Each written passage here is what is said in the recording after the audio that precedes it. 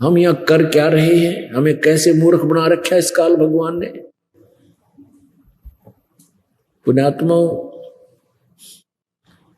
आप जी के ऊपर इतना दबाव है इस काल का कि आप सत्संग सुनते हो, आत्मा एक बार फड़फड़ी सी लेती है, एकदम जाग जाती है, इसको भय सा लगता है कि सचमुच ये क्या जीवन है, और पिछला इतिहास याद दिलाया जाता है कि आप जी तो एक पुत्र प्राप्ति करके यूं सोच रहे हो कि मैं इस बच्चे को पता नहीं क्या बना दूं, ये यूं बन जाए, ये ऐसे कर दे, इसको अच्छा पढ़ा दूं। प्रत्येक माता पिता का यही उद्देश्य होता है, लेकिन कितने बच्चे कैसे व्यवस्थित होते हैं ये भी अंडरस्टूड है। तो परमात्मा ने हमें यही बताया कि जो भी कुछ आपको मिल रहा है ये आपके पूर्व संस्कारों का परिणाम है, और वही मिलेगा चाहे कितना ही यत्न कर लो, कितना ही कुछ कर लो, उससे ज्यादा आपको नहीं मिल पाएगा। हाँ, परमात्मा कबीर परमेश्वर की शरण में आने के उपरांत आप जी को आपके भाग्य से अतिरिक्त सुख तो मिल सकता है और दुख आपका निवारण हो जाएगा। उसके बाद की बातें हैं जब हम परमात्मा को पहचान कर उसकी शरण ग्रहण कर लेंगे। उससे पहले किसी को भी जो भी प्रारब्ध में लिखा है वही मिलेगा, चाहे कितनी यत्न कर लो, कितनी कोशिश कर लो, और कितना ही कुछ आप तगड़बाजी में डालो। तो परमात्मा हमें याद दिलाते हैं कि यहां तुम किस वस्तु को लेकर जीवित हो। परमेश्वर कबीर जी ने बताया है कि बिन उपदेश अचंभ है,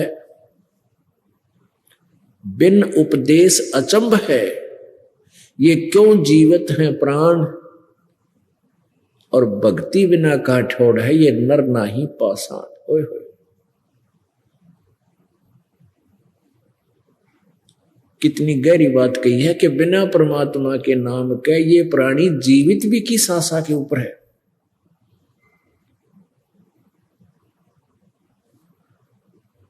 और भक्ति बिना कहां ठोर है, ये नर नहीं पत्थर है, ये जो भगवान के निकट नहीं आ रहे। अगम निगम को खोज ले और बुद्धि विवेक विचारे, उदय अस्त का राज मिले है तो बिन नाम बेगारे। ओए होए,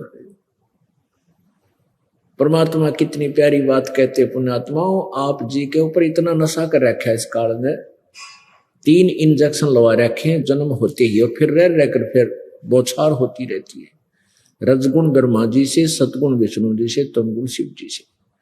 और हम इतना कुछ ज्ञान सुनकर भी थोड़ा सा एक बार अंगड़ाई सी लेती है ये आत्मा, और जो ही सत्संग बंद होता है उसके बाद फिर वही ये कर दूं, वो कर दूं, चल भाग जल्दी, चलो वहां चलेंगे, वो करेंगे, अन्ना जाने घर पहुंचन पावा ना पावा पर प्राणी। तो हमारी इतनी भूल डाल दी, इतना प्रेशर दे दिया इस प्राणी ने।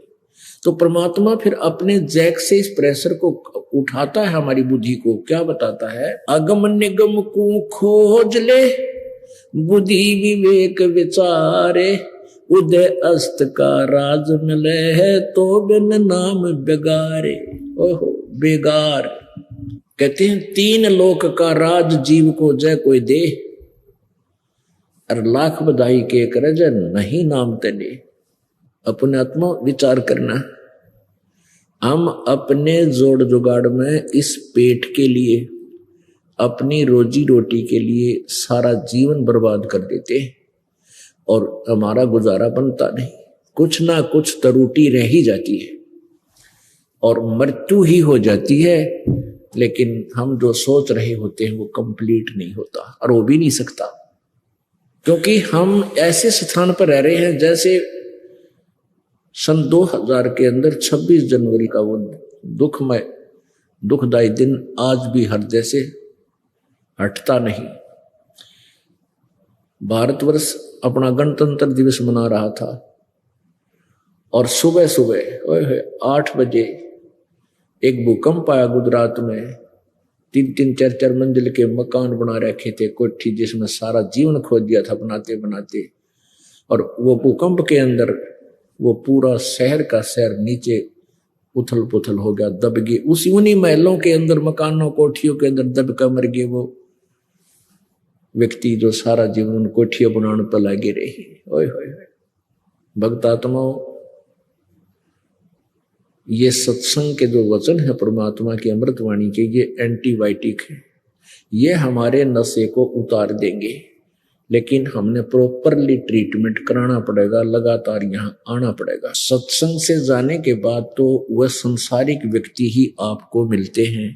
उसने एक कोठी बना ली, उसने कार ले ली, उसका लड़का नौकरी लग गया, उसके लड़के ने इतनी कमाई कर दी है, उसने ऐसा कर दिया, यानी वो इंजेक्शन आपके वहां जाते ही लगने शुरू हो जाते हैं। और यहां आकर के हम एंटीबायोटिक इंजेक्शन देते हैं आपको,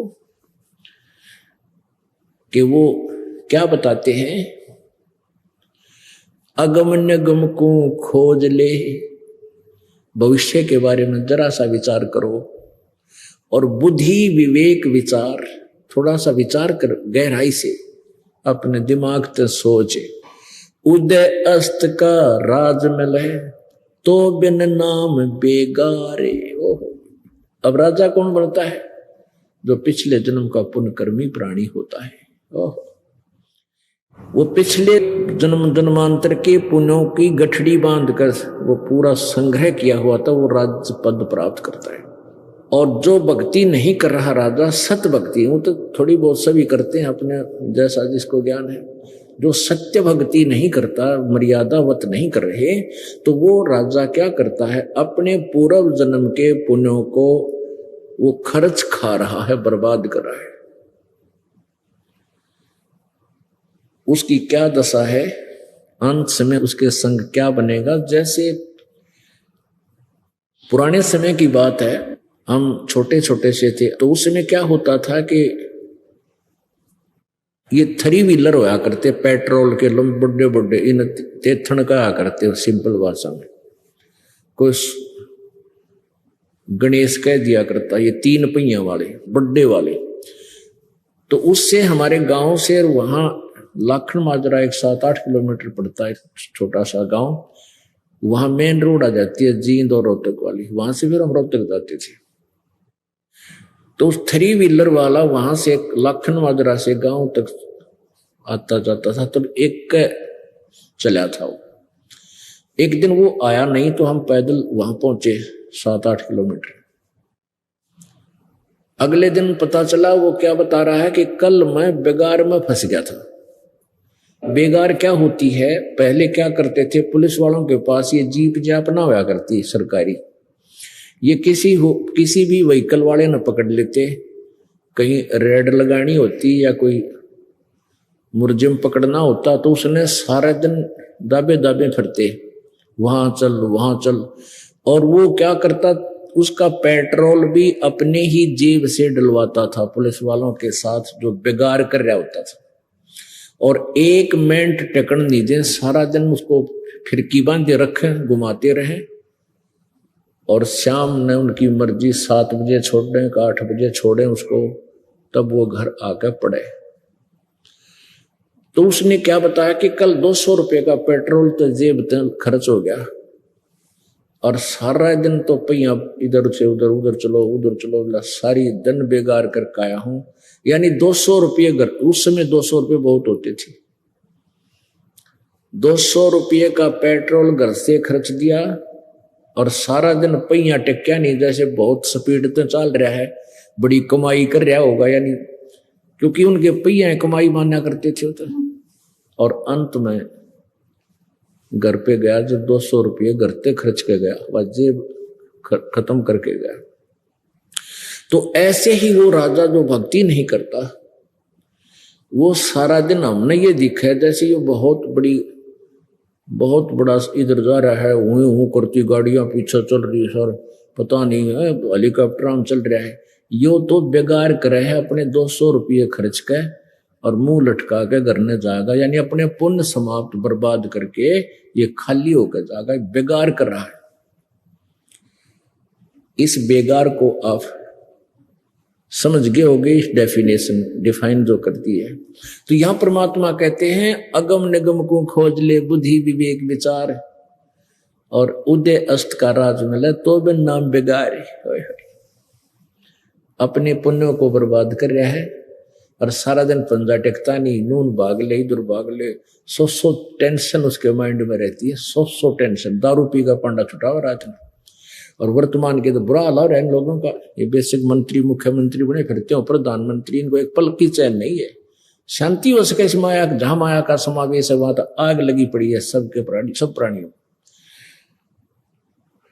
और बुद्धिमान राजाओं ने तो राज त्याग दिए थे शांति प्राप्ति और परमात्मा के पाने के लिए। लेकिन राज त्याग देने मात्र से भी प्रभु नहीं मिलते, उनके पाने का तरीका कुछ विशेष है। उसको हम अपने कर्तव्य कर्म करते हुए भी, अपने जो कर्म योगी होकर भी हम परमात्मा प्राप्ति कर सकते हैं। अब क्या बताना चाहते हैं प्रभु? तीन लोक का राज जीव को जय कोई देवे, तीन लोक का राज जीव को जय कोई दे, और लाख बधाई के कर जय नहीं नाम तेने। यदि कोई राज्य प्राप्त करता है अपने पुण्य से, और यदि उसके पास भक्ति मार्ग नहीं है, कहते हैं जो व्यर्थ है उसका जीवन। तो पुण्यात्माओं, आप बहुत ही पुण्यकर्मी प्राणी हो जो सत्संग में पहुंच गए। ये परमात्मा कबीर जी की रजा है और उन पुण्यात्माओं पर होती है जो उसके अति प्रिय होते हैं। सकल पदार्थ हैं जग माही, पर भाग बिना नर पावे नाही।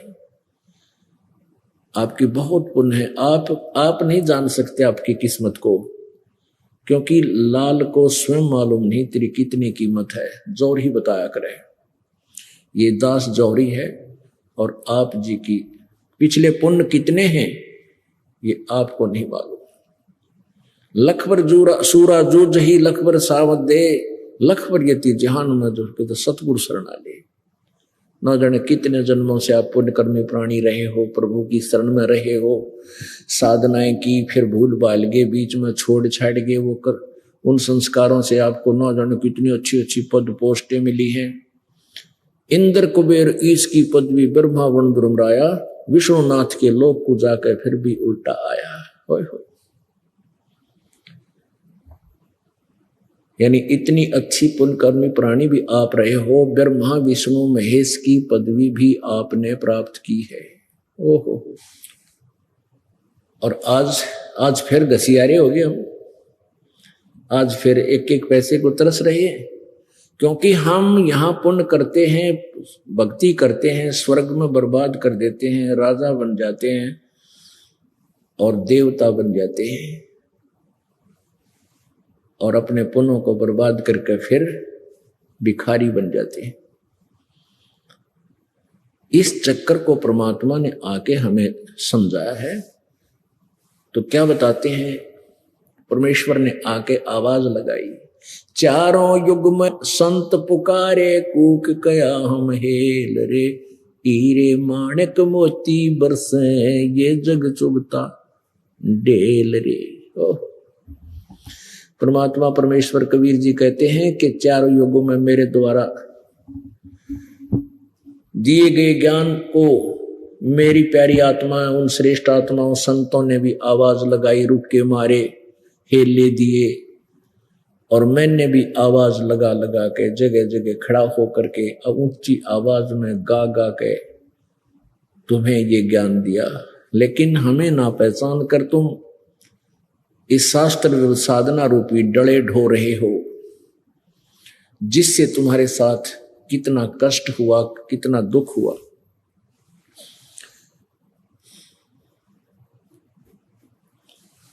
परमात्मा ने आके हमें बताया, मन तू चल रे सुख के सागर, जहां शब्द सिंधूरत नागर। मन तू चल रे सुख के सागर, जहां शब्द सिंधूरत नागर। चल रे सुख के सागर। सुख सागर, सागर तो आप समझते हो समुद्र। समंदर में आप जब जहाज में कोई बैठकर गया हो और चला जा 200 किलोमीटर समुद्र के बीच में, समुद्र में, तो वहां फिर कुछ दिखाई नहीं देता, केवल जल ही जल, जल ही जल, जल ही जल, या वो जहाज दिखाई देता है। तो वहां सतलोक के अंदर सुख ही सुख, सुख ही सुख, वहां दुख नाम की चीज नहीं, जहां हम रहते थे। और उस सुख को अब यहां ढूंढ रहे हम।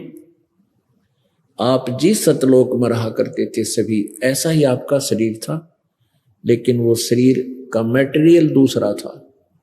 ये तो है 5 तत्वों से, मिट्टी से कच्चा घड़ा समझ लो, और वो सोने का बना हुआ हो, यानी उसमें ना बीपी आई हो, ना लो हो, ना जाड़ पड़वानी, ना दांत निकलवाने, ना किसी प्रकार की कैंसर, ना टेंशन। वो एक तत्व से बना हुआ नूरी शरीर होता है। वहां वृद्ध अवस्था नहीं आती, वहां मौत नहीं होती। ये दो ही सबसे बड़े शत्रु हैं इस प्राणी के, मौत और बुढ़ापा। वहां ये नहीं होगा, और जहां ये दोनों हैं वहां सुख हो नहीं सकता, चाहे कितनी बात बना दे। और परमात्मा की भक्ति से अब आप साधना करोगे तो यहां भी सहारा मिलेगा आपको। आपकी मौत अन्य प्राणियों की तरह नहीं होगी, यदि आप सत भक्ति नियम से, अंतरात्मा से, सच्ची लगन से अंतिम श्वास तक करते रहोगे। और वृद्धावस्था में भी आपको बहुत सहारा मिलेगा, बहुत सहयोग मिलेगा परमात्मा की भक्ति का, शक्ति का, बहुत ही अच्छी तरह टाइम पास हो जाएगा। अन्यथा तो बुरा लोग मर्या करे प्राणी। तो पुण्यात्मा, उस सतलोक में चलने के लिए परमात्मा हमें प्रेरित कर रहे हैं। आए अपने ज्ञान के द्वारा उन्होंने हमें बताया, मन तू चल रे सुख के सागर, जहां शब्द सिंधु रुतनागर। शब्द सिंधु,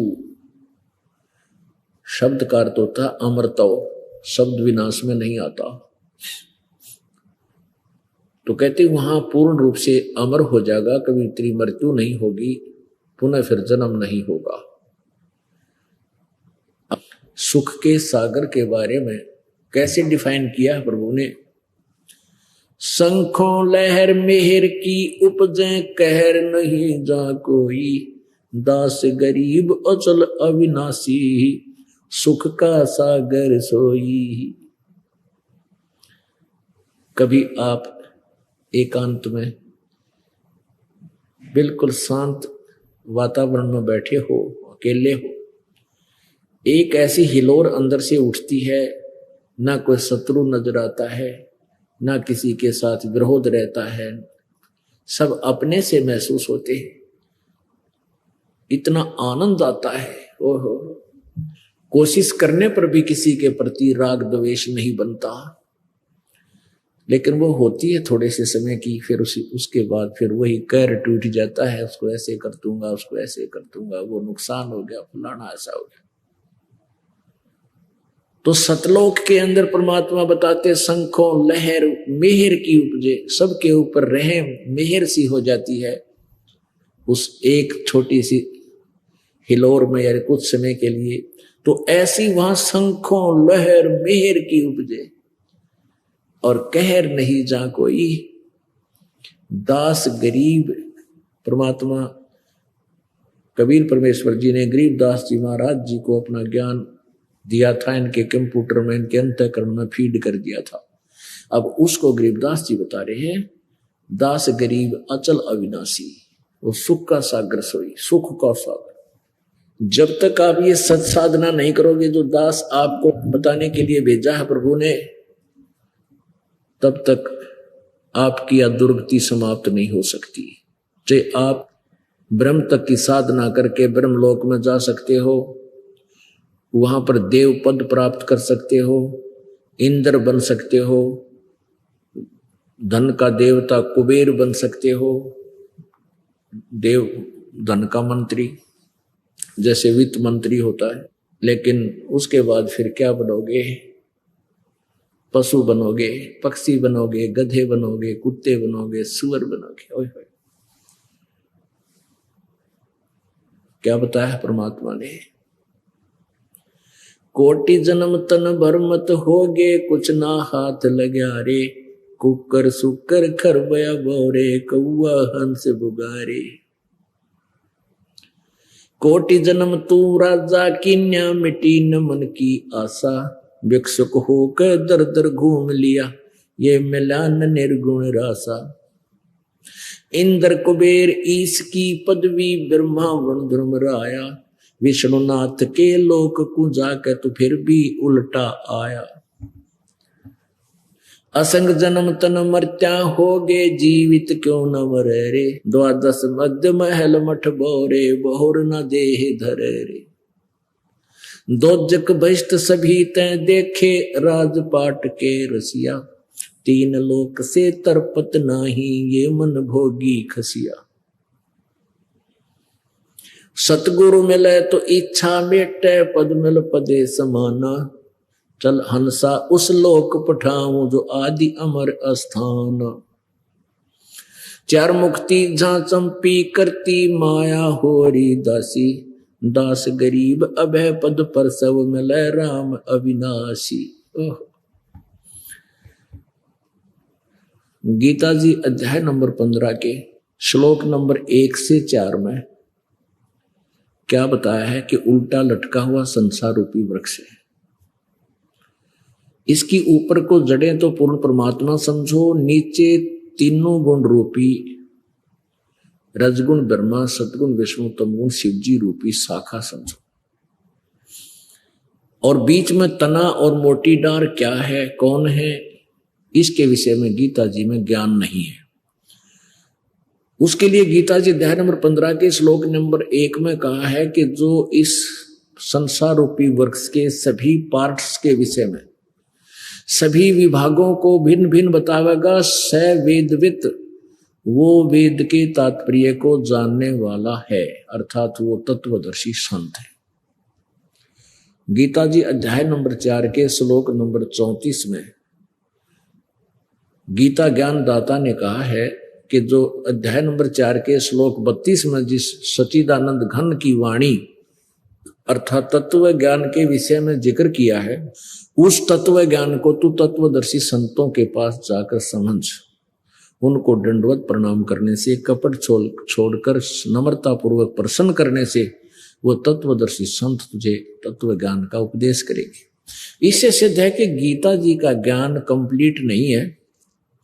वो गीता ज्ञान दाता खुद कह रहा है कि उस पूर्ण परमात्मा की जानकारी, संसार रूपी उल्टे लटके संसार रूपी वृक्ष की सृष्टि रचना समझो, वो तत्वदर्शी संत से पूछो। और वो तत्वदर्शी संत होगा कैसा, 15वें अध्याय के प्रथम श्लोक में बताया है कि जो उल्टे लटके हुए संसार रूपी वृक्ष के सभी पार्ट्स ऑफ द बॉडी, उस ट्री के सब पार्ट्स को बता देगा, वृक्ष के सब विभागों को बताएगा, स वेदवित, वो तत्वदर्शी संत है।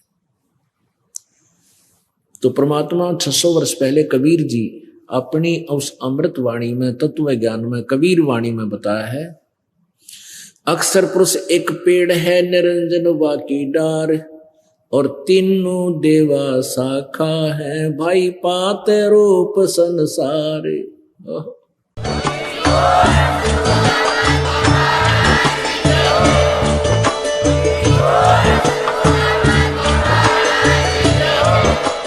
अगर आप ये वीडियो YouTube पर देख रहे हैं तो हमारे चैनल को सब्सक्राइब करें और बेल आइकन को दबाना ना भूलें। अगर आप Facebook पर ये वीडियो देख रहे हैं तो हमारे पेज को लाइक करें।